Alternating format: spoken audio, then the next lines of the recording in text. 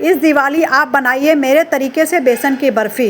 ये बर्फ़ी बहुत ही स्वादिष्ट बन के तैयार हुई है। ऐसे लग रहा है जैसे इसमें खोआ डाला हुआ है, पर इसमें हमने खोआ ज़रा भी नहीं इसमें डाला है। और ये बर्फ़ी बहुत ही स्वादिष्ट बन के तैयार हुई। अगर आप मेरे चैनल पर पहली बार आए हैं तो लाइक कीजिएगा, शेयर कीजिएगा, सब्सक्राइब कीजिएगा। तो चलिए अब हम बनाते हैं।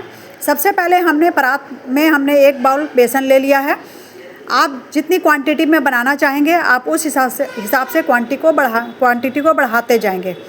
तो हमने 1 बाउल हमने पहले बेसन ले लिया है, उसमें हमने 2 चम्मच इसमें हमने घी डाला है। इसके साथ हमने 2 चम्मच हमने दूध डाला है। अब सारी चीज़ें डालने के बाद हमने हाथ से अच्छी तरह से मसल लेना है। इस तरह से मसलेंगे तो आपकी दानेदार बर्फ़ी बनके तैयार होगी। इस तरह से देखिए, आप हमारी वीडियो में देख रहे हैं कि हमने किस तरह से बेसन को हाथ से मलते हुए हमने तैयार किया है। अब ये जब तैयार हो जाए, इसे अब हम दोबारा से हमने इसे छान लेना है। हमने आटे की छलनी में हमने डाल के इसे हमने छान लेना है।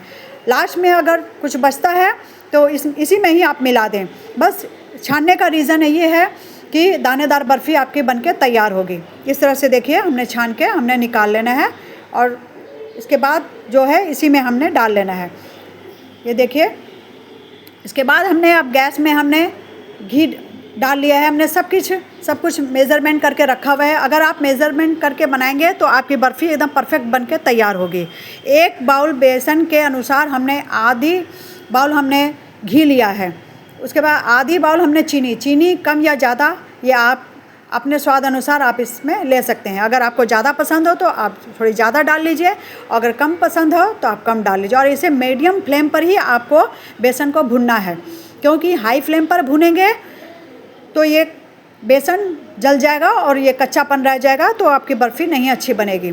अब हम चाशनी बनाएंगे। चाशनी में भी हमने अलग बर्तन ले लेना है, फ्राई पैन ले लेना है। उसमें हमने आधी कटोरी हमने चीनी ऐड करी है, 1 कटोरी बेसन के हिसाब से, और आधी कटोरी ही हमें पानी लेना है। अब इसे हम 1 तार की चाशनी हम बना के तैयार करेंगे। हमारी चाशनी पकते पकते हमने बेसन भी साथ साथ में हमने भून लेना है। इस तरह से देखिए, थोड़ा बहुत अब बेसन का कलर भी चेंज हो रहा है। अभी ये और भुनेगा क्योंकि अभी इसमें कच्चापन है। अब चाशनी में देखिए, हमने 2 चम्मच हमने इसमें दूध डाल दिया है। दूध डालने से इसका जो गंदगी होती है ये निकल जाती है। आप इस तरह चम्मच से आप निकाल सकते हैं और निकल जाएगी तो आपकी चाशनी एकदम परफेक्ट बनके तैयार हो जाएगी। और 1 तार की चाशनी बना के आपको तैयार करनी है। अभी इसमें हमने और पकाना है, ये अभी थोड़ी पतली है, इसे और पकाएंगे और 1 तार की चाशनी बना के हम तैयार करेंगे।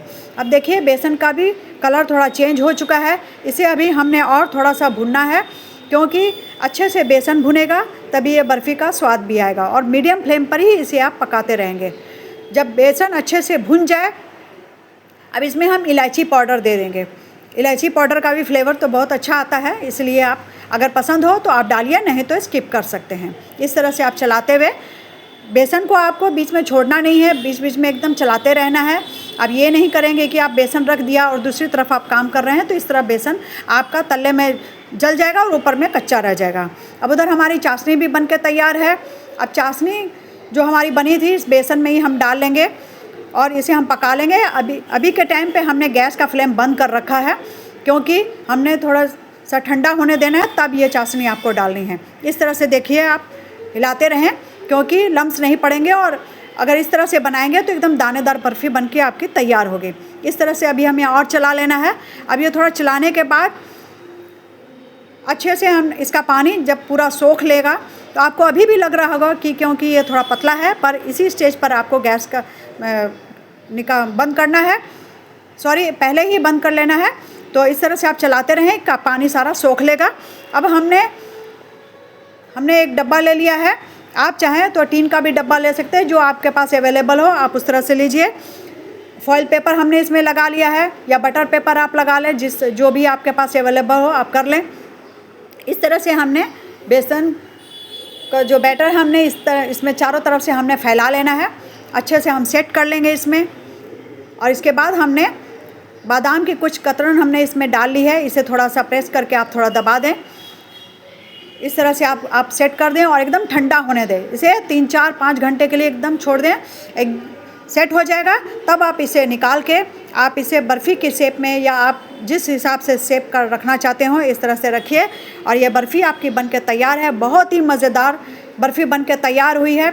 इस तरह लग रहा है जैसे कि हमने इसमें खोआ डाला है, पर बिना खोए के ये बर्फ़ी बनके तैयार हुई है और स्वादिष्ट बहुत ही। मुंह में डालने के बाद आपको पता चलेगा कि ये बर्फ़ी आपको कितनी स्वादिष्ट लगेगी। और एक बार इसे आप ज़रूर ट्राई करें और हमारे चैनल को लाइक करें, शेयर करें, सब्सक्राइब करें।